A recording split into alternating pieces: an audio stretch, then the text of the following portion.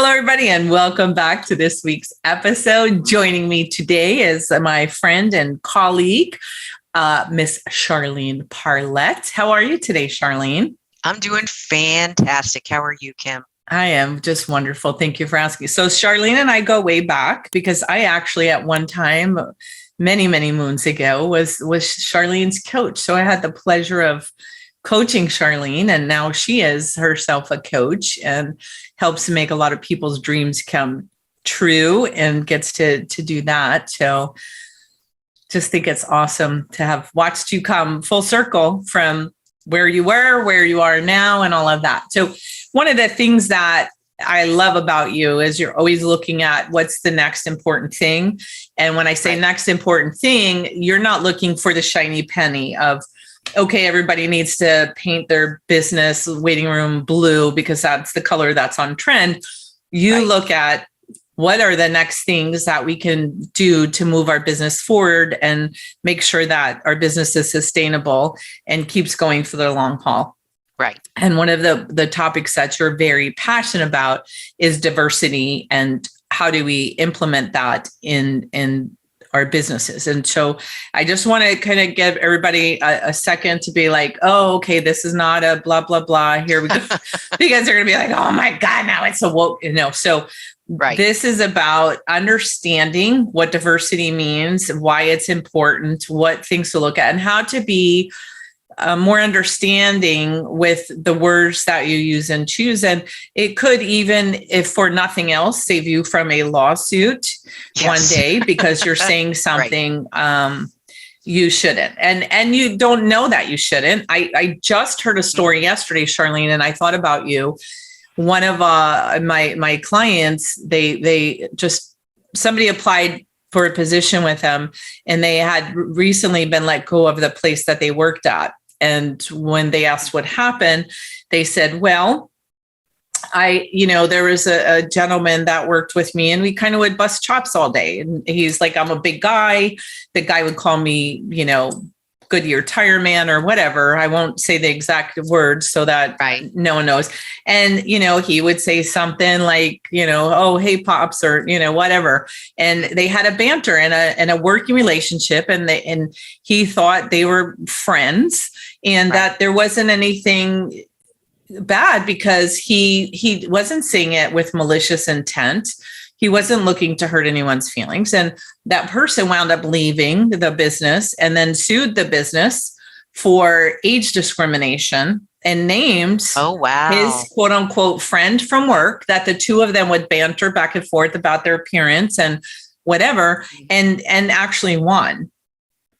Yep. So here you go. Today we have to be aware of what and not knowing that it's not okay. I didn't know I couldn't tease him about his age or his height or the color of their hair or so on and so forth. So I just wanted to, we're not here to preach today, to get you to change your politics, to get you to vote for someone different. Right. We just want awareness. So one of the things that you're doing is you join an organization to help you with your awareness and teach you what you don't know. Do you want to talk about that a little bit? Sure. So I joined an organization called CADIA because it's got a really long name, CADIA. And the goal of that organization is to improve the diversity and inclusion and the helping of people who may be in those categories to grow, to advance, to get into management level or even C-suite level positions. The goal of that organization is not a woke agenda, which I feel the need to make that comment. It is not a hard left organization. It's not a hard right organization, but it is an organization that is bringing to the forefront the conversations about, do we have biases, intentional or unintentional? And I think all of us, I would hope all of us would agree that in the automotive industry, we probably do have a few. If I would say I would go as far as to say in all industries, but that's just me probably in all industries. If I'm writing an ad, or I have a client who's writing an ad for a automotive technician, a mechanic, what is the picture that automatically comes in their head of what this person most likely would look like? Well, most likely they are picturing a white middle-aged man. That's unconsciously a bias. And because that's who we're picturing, it can and does impact how we'll word that ad, what kind of benefits we may offer in our business, what kind of leanings we may have. Again, we're willing to hire someone who is not that picture in our head, but what if they need to take more time off than you're used to because they are a single mom? How will you handle those situations? Are you going to get angry because that person needs to take time off that the white middle-aged man in your head has never taken off in your experience before? So that's why it's kind of important for us to acknowledge that, hey, we do kind of do that. And what can we do differently? Because on the other side of this, and this applies to all trades, it applies to most retail as well, all of us have a hiring problem. So if you have a bias, a leaning, an expectation that this is the person you're going to hire, you very possibly will exclude half the population because they're the wrong gender.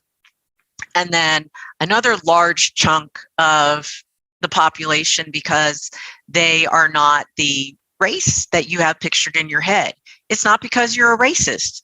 It's not because you're a xenophobe. It's not because you're anything, but you do have a natural tendency because of your experience in this industry to expect this person to look a certain way. So if you can kind of get rid of that, you'll tend to change the wording of your ads. You'll start looking at your benefits package and thinking, what could I offer different? What could I offer instead? Because maybe someone doesn't want this benefit, but they might like this one instead. What can I change in my staffing to allow more flexibility for everyone? You don't even think of these things until you stop and go, what if that next employee is a different race, a different gender, a different age group, and their needs and their expectations and what they want out of an employer might be different. So it's just bringing it to the forefront and thinking about it. Because to be honest, Kim, I didn't think about it. And once some of these questions were being brought up in some of the events I was attending with CADIA, I started going, you know what? We can change this. We literally could open up the market of people that we would love to hire if we would just change in our heads the picture of who that person is supposed to be. I couldn't agree more. I just heard someone speaking the other day about someone took off, and it was a male employee, and the business owner was furious because that person had a stay-at-home wife. So how dare they take off work to take their child to the doctor when they have a wife sitting at home that can eat do bonbons. Yeah. So, I mean, listen, the world is different, and it's wonderful that parents want to be more involved with their children, regardless of what gender they are or anything else. And hopefully we want to encourage, with all the horrible things going on in the world, that there is more, parental supervision and, people having families and whatever that family looks like, and that you would want the people working for you to have a solid home life and want to be, part of that. Because if you have a family that hates the job that the person is working at because they can never attend events, or they can never go to the doctors, or they can never whatever, guess what? That employee is not going to be working for you for the long haul, because the family is going to go, this is crap. You are missing out on all these things. And we have to understand that the world is a different place. And we just did several focus groups. One of the 20 groups I work with, we had tasked them with doing focus groups of what do people want, ages, different genders, different nationalities, everything. And what are they looking for? What would attract them to a job and to go and work for you? And one of the things that they asked for, and it was almost universal out of hundreds and hundreds of people, is they want like family PTO. They all worded it different, but basically, right, if they have a week's vacation, and let us hope that everybody's giving more than a week's vacation, but just right, for the example of discussing this, if you give someone a week's vacation or PTO, and I say, Charlene, you'll come and work for me, you're going to have 5 PTO days, and you plan a vacation to take yourself or your family to Disney, and then somebody in your family gets sick or one of your kids or whatever, and then you have to take them to doctors. Well, now you're taking off days from your PTO to go right, take them. So, okay, if you had to take off 2 days to be with a family member or somebody that's ill and go to the doctors and all, now you have only 3 days left of PTO for vacation. And right, so they said, we want separate days that if something happens, if we have to take a child or, an ill parent or partner, or whatever, to the doctors, that doesn't come away from the 5 days that I get of the R&R that I need. So I know I keep saying it and everybody's probably sick to death of hearing it, but it is a different world that we live in. Many of the changes and the things that people are wanting are good things. And we have right, to stop looking at it as, oh my gosh, they want this time off, or they want to take their kid to the doctor, or they want to drive them to school, as these horrible things, and look at them as opportunities. Because if you could provide those little things for them, right, they're going to be much more engaged and all of that. You brought up something really interesting to me when you came back from one of the classes, and you said about holidays and how ads are written, and mostly, I think you said about like Christian holidays. And there are a lot of people that don't celebrate Christian holidays, but they have other holidays they want. And right, you never thought about that. And I never thought about that. And how do you write that in an ad, or what is that? So what are some of the other things that were sort of, you didn't know or didn't ever think about? Right. So holidays, what kind of holidays you offer was one of them. Right. So, because again, we just go by the standard 6 or 7. Right. Some of them are just national holidays. Some of them are nationally recognized holidays that happen to be Christian holidays. So in general, there's no place in the United States that I'm aware of that you get Hebrew holidays off, Jewish holidays off, unless you take your leave. The same thing goes for any Islam holidays. I'm not aware of anybody who provides paid leave during Ramadan, things like that. So what I was learning was, there's a lot of young people who will ask you that question. What about the non-Christian holidays? Can I take those off? And sometimes can I take those off instead if it's a job where they can work remotely, or can they have access to the shop on Christmas because they don't celebrate Christmas? So, I'd never really thought about it. Some of the other things that came up were, if you are wanting to broaden your hiring base, a great way to do it is to be able to offer paid or mostly paid childcare.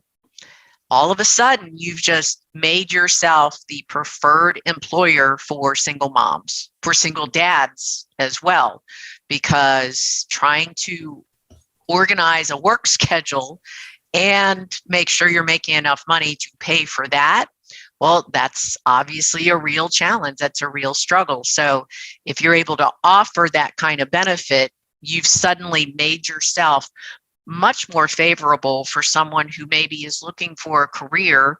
They don't want to work at McDonald's for the rest of their life. They don't want to work at the entry-level retail job they have.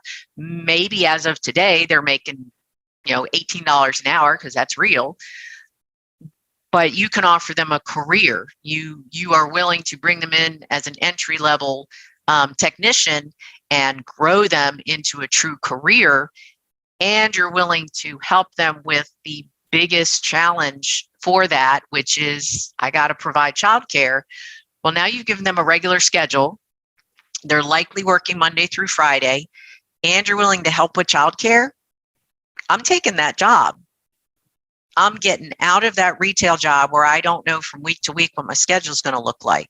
The other big one that, again, I hadn't really thought about, but particularly if we're looking to bring more young people into the industry, is we move under the assumption that those applicants, those kids, those 19 to 25-year-olds have transportation.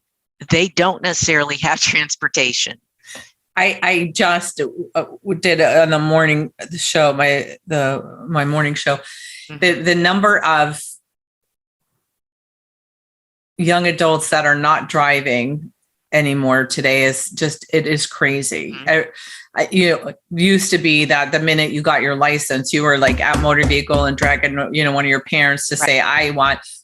People are not getting their driver's licenses till they're 30, if they're even getting it at all. Like there's a huge trend, which also decreases the amount of cars per household. So it's something everybody has to be paying attention to. So that's really an excellent point. I didn't think about it. I was thinking about it from car count and that aspect, but I didn't think about it from possible applicants. So what do you do?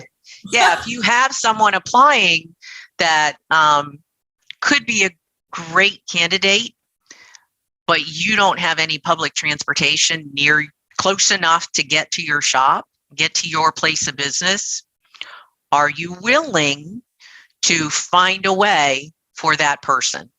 Are you willing to turn one of your loaner cars into their get back and forth to work car? And again, I hadn't really thought about this, but you have a tremendous opportunity to literally change the lives of young people who are living in areas of your city that don't have opportunities because they physically can't get to that job. They can get to the mall because there's a bus and they can work that retail job, but they can't get to your shop because there's no physical way for them to get there and they can't afford to Uber every day back and forth to work. Are you willing to give someone, and this is really talking about someone who's in an underprivileged household, are you willing to go an extra mile to end up with possibly the best employee you've ever had? The most loyal employee you've ever had, because you're opening an opportunity that they wouldn't have in any other case. I love that. There's so many things happening too with finances right now, with the housing market's out of control and rents are so high. Everyone I speak to that with families and even without families, that their rent went up $800. So they have to move and there isn't anywhere for them to go. And they can't afford to fix their vehicle and these aren't people that are lazy and just been sitting around and, collecting state checks. These are people that want to have a home and they want to work and they want to, but with the pricing of houses and rentals, they're really being forced to make choices that they didn't have before. So can they keep a roof over their head, or can they, and put some money in their car to get somewhere? So and actually, because of that, let's be realistic. In more affluent communities, middle class and up, there's no public transportation because it's not needed. The public transportation is inner city, it's in more populated areas, and then it stops because the expectation is I don't need a bus to pick me up if I live in a $400, $500 million home. So where do we want our shops? We want our shops in the middle of those communities because those customers have the disposable income to take care of their vehicles. And now we've located ourselves outside of the ability for some of our potential employees to get to work because they don't make enough money to afford a car. Maybe they could buy a car, but they can't afford the insurance and they can't afford the gas. So they're still stuck in that, that donut hole, that catch-22. So, I believe that we have a tremendous job applicant pool, but we don't invite those people in to even talk to us about a potential career because the obstacles in their way, we don't realize we could help them remove those. I think also, Charlene, one of the reasons that I really want you to come on and share this is we are not experts by any means on diversity. But there were just so many little simple things that you came back and you were like, oh my gosh, like I just never even thought of this. And you're not a person who has their head in the sand and thinks only one way. And so I was like, holy cow, if you are surprised at this stuff, then I know I was surprised to hear some of it. Right. But it doesn't have to be all or nothing. Right. And I want everybody to understand that because you're offering different holidays for different people, it doesn't mean that, okay, most of the people get 6 holidays and now I got to make this person wants 11. It doesn't have to be such extremes. It could be, we pay for 5 holidays a year, whatever it is. And here's the choices, or you pick which ones, right? It doesn't mean that everybody has to get 20 holidays off then, and we have to pay everybody to be off for every holiday, right? And I think that's the problem, especially with small business owners, is they don't understand it's not all or nothing. Right. And, if you can't afford to provide childcare full-time for whatever in your structure in your business right now, is it a possibility to look at when do they really have a hard time with daycares, when their daycare's closed or that goes on vacation? So can you make a relationship, create a relationship with a local daycare in your area that it would just be as needed, Right.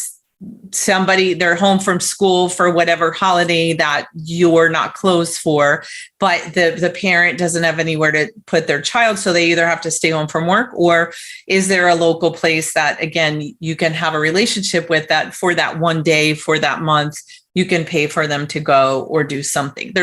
There's always a workaround, and we have to stop looking at everything as a block to hire people, because in another year, there won't be anybody to hire, if we keep ruling out whatever.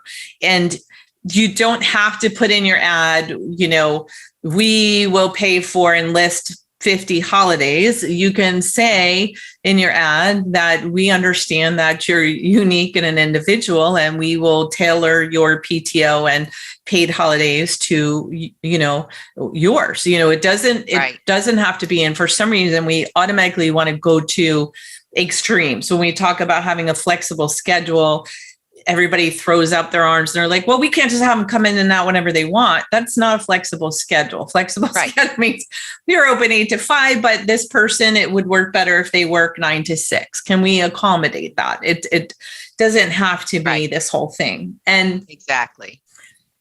We have so many shops that just work so hard, and they do a great job with hiring and understanding how to make the ads look appealing to everyone, and not just that idea they have in their head of, as you mentioned, what does that look like? And we really got to, if anybody wants to have their business open in 3 years, we have to get serious about this and looking at the talent pool and looking at how we can change our minds and open our minds and be respectful of other people. And I think that at the end of the day is the crux of everything. We have to broaden our horizons and, just open our mind. Get creative. Some of this is just think outside the box, get creative. Yes, we got to remember we're trying to find a way to not assume what that person looks like, but we're also looking at what can I do that would make me a more attractive employer. Things like, we have a whole lot of really fantastic modern technology. I have a few shops that have service advisors working remotely. because the technology is here for them to be able to, if they can meet by phone. We've always had that, but now the phone number says it's coming from the shop. Yay. But they also can invite their customers to meet with them on Zoom and be face to face to talk about their inspection, to talk about their estimate, to pull up a picture and say, this is what that looks like right now. That's why. When I bring this up and mention it to some of my other shop owners, they're like, that's not possible. And I'm like, well, they're making it possible. It's working for them, but they thought outside the box to even consider, can we offer something like that? Now, we can't do that with tax.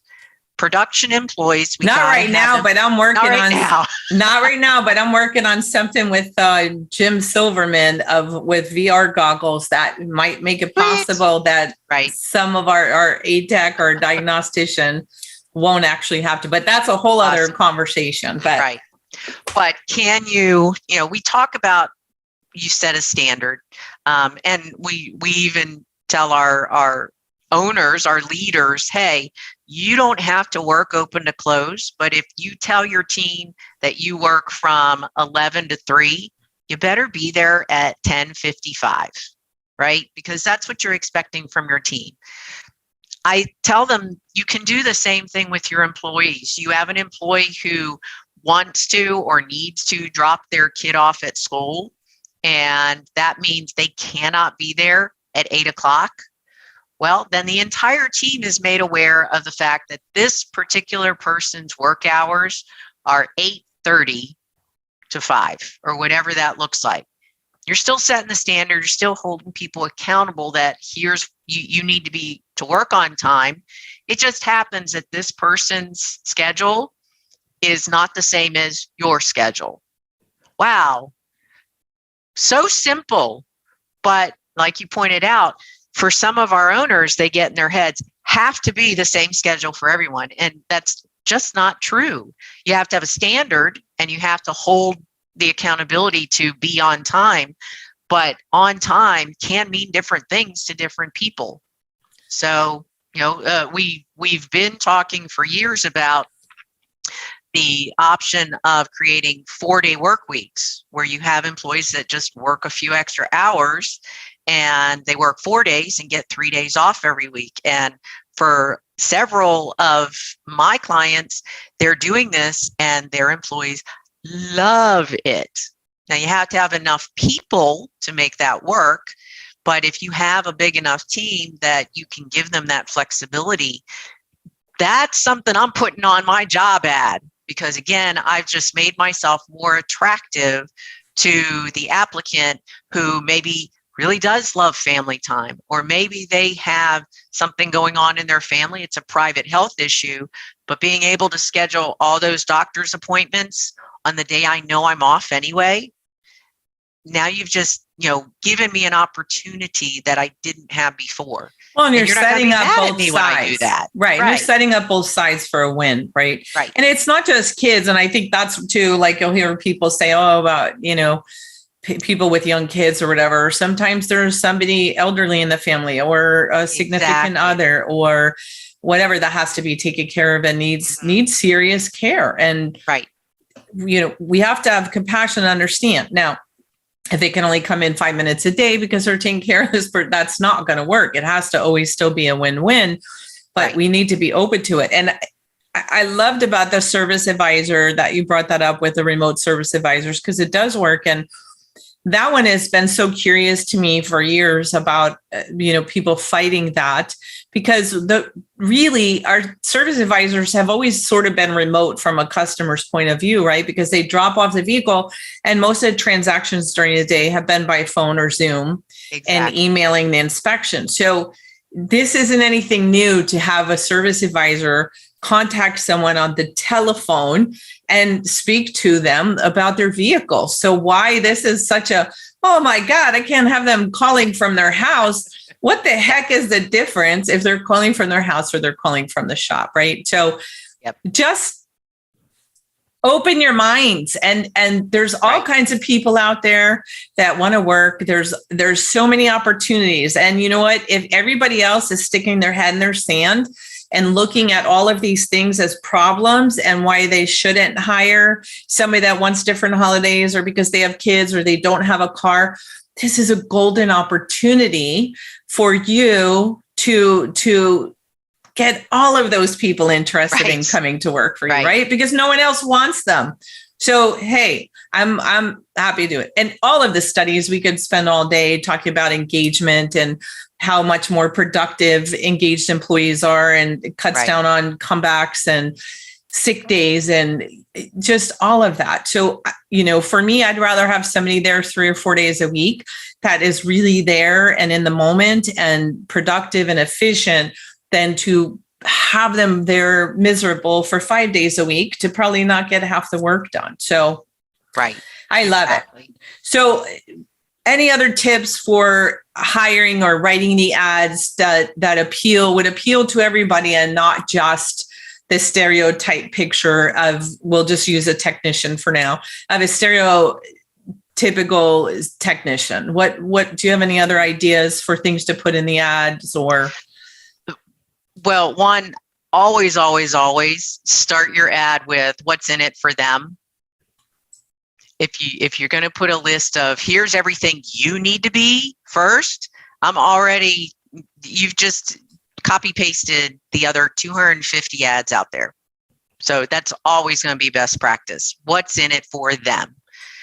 But second, I would write my ad and then I would hand it to somebody who is not the picture in my head of the applicant I'm expecting, and say, read this and tell me, if you read it, would you think that I was looking for someone like you?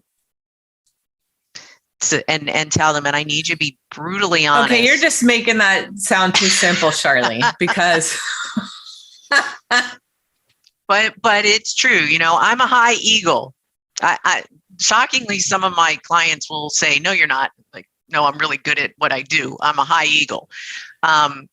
And I used to, when I would need to write something, I would hand it to my service advisor, who was a dove, and I would say, do I sound like I'm trying to chop this person's head off, or is it appropriate? And he knew I wanted the honest truth. And he would come back and he would say, well, Miss Charlene, you got a couple things in here. They're a little rough. I would soften this, this, and this. And I truly appreciated his input. I'm just suggesting we kind of do the same thing here. Is, okay, well, I'm looking for an entry-level person to turn into an apprentice.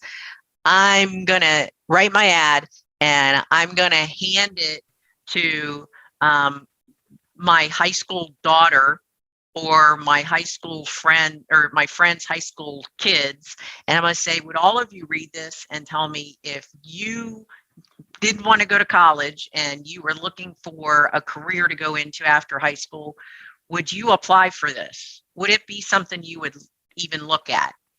And other than you may or may not have interest in the job itself, the ad, does it sound like I would want you to apply?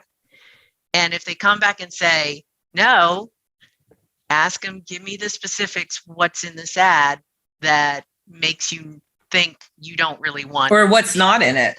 Or what's not in it, exactly. And then take that to heart, because that helps, like I said, these are unconscious. We are not purposely trying to exclude people. But if we can have some other eyes on it to give us some insight, to say, okay, here's where you might have a blind spot in the way you worded this. And this is why I would think you don't really want me as an applicant. Okay, well, I can change that. I can make myself better.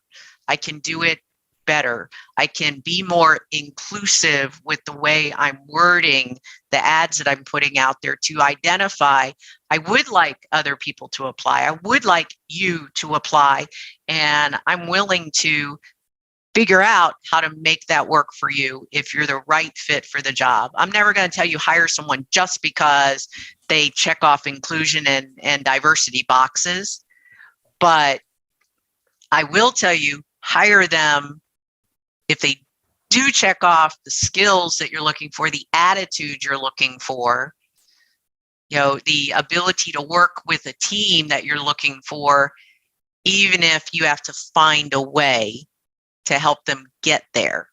I will say, consider that person before you consider the person that maybe has the skills and is the picture in your head, but they come in to the interview and your stomach's sick by the time they leave. Don't hire that person.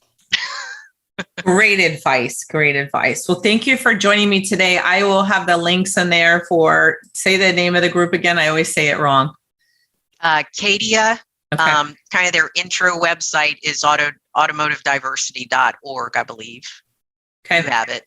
Yep, I will have it. I will put it in the links. I appreciate you coming and sharing. Yep. And people are always welcome to connect with me on LinkedIn. I'm a big LinkedIn fanatic. And you're also a blogger. So if you like to read, Charlene writes amazing blogs. So there is all of that. So I will put the link for your blogs in there. I will put the link for CADIA and as well as your LinkedIn. I appreciate you spending some time with us, and hopefully we can open our minds a little bit and think about what we don't know and how to make that a little better. So yep. Charlene, thank you so much for joining me this week. Everybody else, stay safe, make good choices, stay inspired, and we'll be back next week with a new episode. Thank you.